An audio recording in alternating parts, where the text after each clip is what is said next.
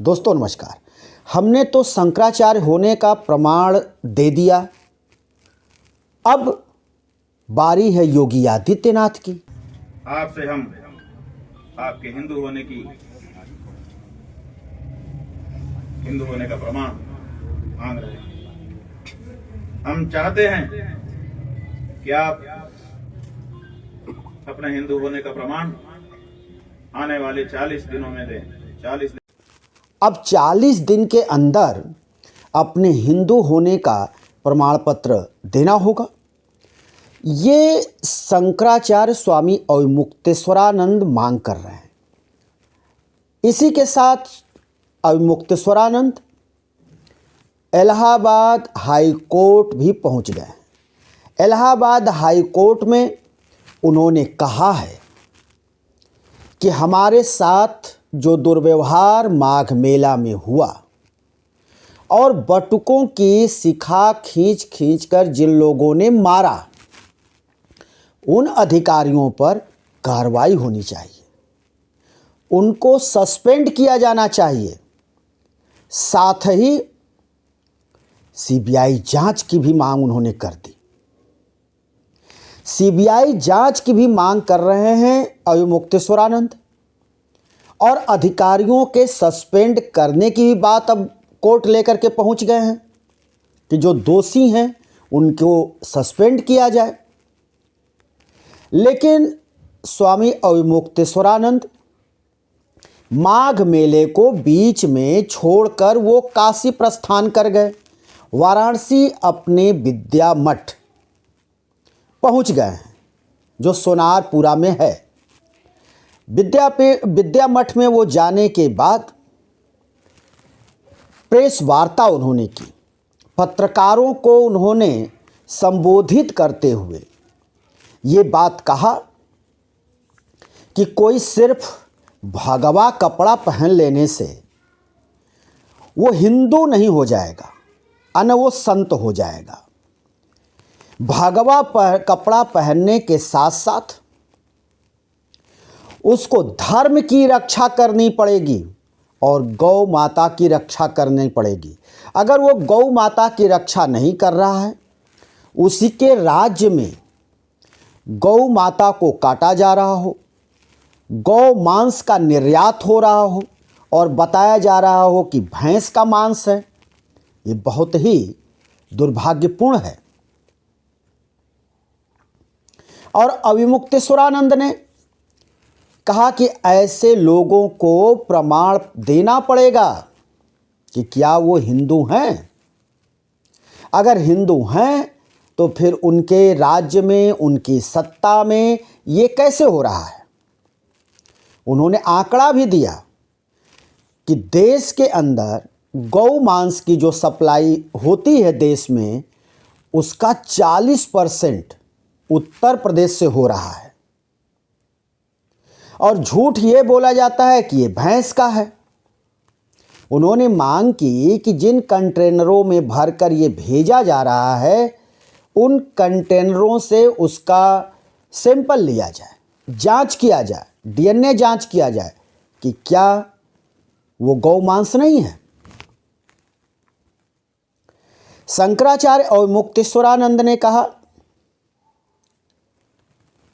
कि आगामी 10 और 11 मार्च को जो दिल्ली में बैठक हम संतों की करने जा रहे थे, अब वो लखनऊ में होगा और लखनऊ में संतों का जुटान होगा और लखनऊ में ये तय कर दिया जाएगा कि आगे किस तरह की लड़ाई लड़ी जाए और आगे की योजना में क्या होगा। और योजना की जो रणनीति है वो उत्तर प्रदेश की राजधानी लखनऊ में तय की जाएगी 10 और 11 मार्च को।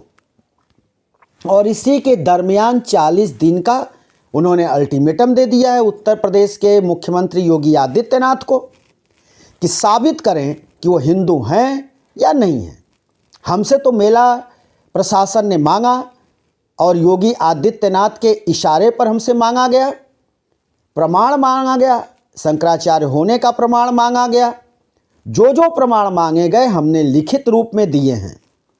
और 15 दिन बीत गए, उस पर किसी तरह की सरकार के तरफ से अभी तक आपत्ति नहीं आई। इसका मतलब कि हमने जो दिया प्रमाण वो सही है, लेकिन अब मुझको प्रमाण चाहिए और योगी आदित्यनाथ प्रमाण दें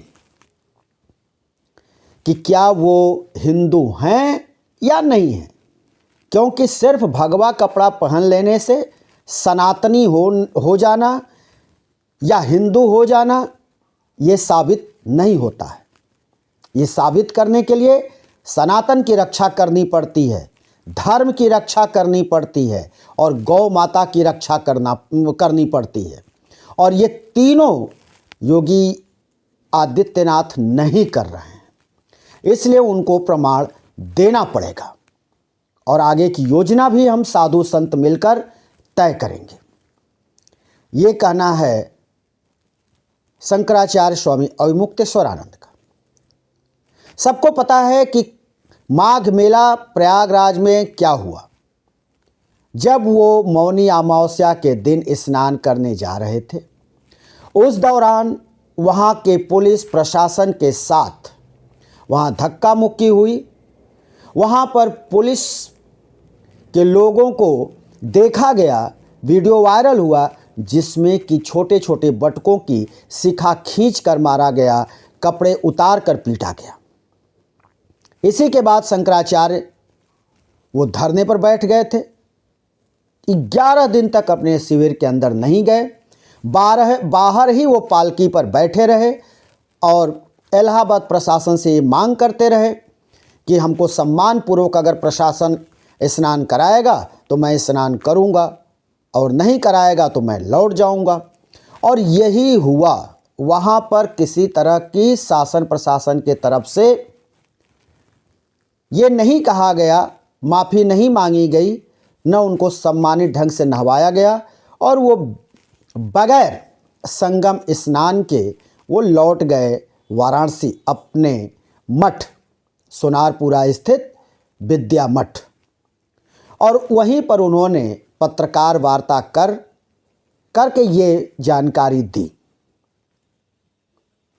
उन्होंने खुले तौर पर आरोप लगाया कि जो भगवा वस्त्र में जो साधु महात्मा खुद को कहते हैं, कथावाचक कहते हैं, और वो योगी आदित्यनाथ के साथ खड़े हैं, जिसमें उन्होंने नाम लेकर के कहा रामभद्राचार्य जैसे लोग जो सरकार के साथ खड़े हैं, ये सभी लोग गौ हत्या के दोषी हैं और ये सब के सब गौ हत्या के जिम्मेदार हैं, क्योंकि ये भगवा वस्त्र तो पहन लिए हैं, खुद को कथावाचक संत महात्मा जगत गुरु कहते हैं, लेकिन गाय कट रही है इसी प्रदेश में, लेकिन उसके लिए इनकी जुबान नहीं खुल रही है।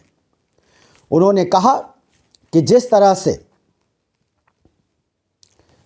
गाय को राज्य माता का दर्जा उत्तराखंड में मिला हुआ है, महाराष्ट्र में मिला हुआ है, उसी तरह से उत्तर प्रदेश सरकार भी राज्य माता का दर्जा गाय को दे।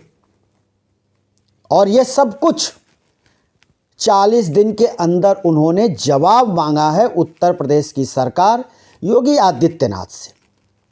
तो ये लड़ाई रुकती नज़र नहीं आ रही है और आगे ये लड़ाई जारी रहेगी। योगी आदित्यनाथ को लेकर शंकराचार्य जिस तरह से बयान दे रहे हैं या शंकराचार्य जिस तरह से बोल रहे हैं, योगी को लगातार घेर रहे हैं, इससे तो ये साबित है कि इतनी जल्दी, इतनी शीघ्रता से ये लड़ाई शांत होने वाली नहीं है। ये आगे और भी मुखर होगी और इसकी जो आवाज़ सुनाई देगी वो 2027 के विधानसभा चुनाव में भी सुनाई देगा। अगर उधर विपक्ष को देखा जाए तो अखिलेश यादव लगातार स्वामी अविमुक्तेश्वरानंद के पक्ष में वो खड़े दिखाई देते हैं और उन्होंने एक नहीं, उन्होंने दर्जनों ऐसे पोस्ट किए जिसमें उन्होंने शंकराचार्य के पक्ष में किए और सरकार के वो खिलाफ उनका पोस्टर रहा, तो इससे ये जाहिर है कि क्या अखिलेश यादव, समाजवादी पार्टी और कांग्रेस अविमुक्तेश्वरानंद के साथ खड़ी हो गई है। लेकिन अविमुक्तेश्वरानंद समय समय पर, चाहे जो भी पार्टी रही हो सत्ता में, उसके सामने वो मुखर भी होते रहे हैं।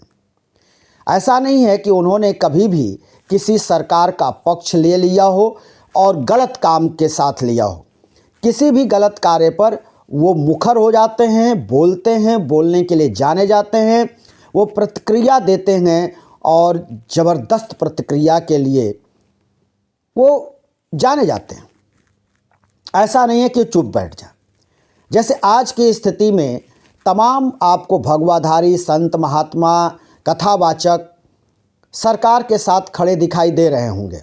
आप खुद अनुभव कर रहे होंगे कि कौन कौन सा संत आज योगी आदित्यनाथ के साथ खड़ा है या फिर प्रधानमंत्री नरेंद्र मोदी के साथ खड़ा है। ये जग जाहिर है, साफ दिखाई दे रहा है। वजह यह है कि योगी आदित्यनाथ की सरकार उत्तर प्रदेश में मठ, मंदिरों और महंतों और पीठाधीश्वरों को मोटी रकम दी है। अब वो चाहे मठ को बनाने के लिए दिया, चाहे नए निर्माण के लिए दिया, लेकिन दिया। इसका असर दिखाई देता है कि तमाम साधु, संत, महात्मा, पीठाधीश्वर, महामंडलेश्वर बोलने से कतराते हैं, बचते हैं, बच बचाकर अपना वो वक्तव्य देते हैं और कुछ तो सीधे तौर पर वो सरकार का पक्ष लेते हुए दिखाई देते हैं, चाहे वो गलत हो, चाहे वो सही हो। खैर, अब सीबीआई जांच की मांग हाई कोर्ट से अविमुक्तेश्वरानंद ने कर दी है और प्रयागराज के दोषी अधिकारियों के खिलाफ कार्रवाई की भी मांग कर दी है, उनके सस्पेंशन की मांग कर दी है। तो देखना होगा कि हाई कोर्ट से किस तरह का निर्णय होता है। हाई कोर्ट इस मामले की सुनवाई करते हुए क्या अपना पक्ष रखता है, या क्या अधिकारियों के खिलाफ कार्रवाई का आदेश देता है, या सीबीआई जांच की मांग पर मुहर लगाता है। अब ये सब कुछ कोर्ट के ऊपर निर्भर करता है। इलाहाबाद हाई कोर्ट में मामला पहुंच गया है। दोस्तों, हम फिर किसी दूसरी वीडियो के साथ हाजिर होंगे। तब तक के लिए शिवमूर्ति दोए को दीजिए इजाज़त।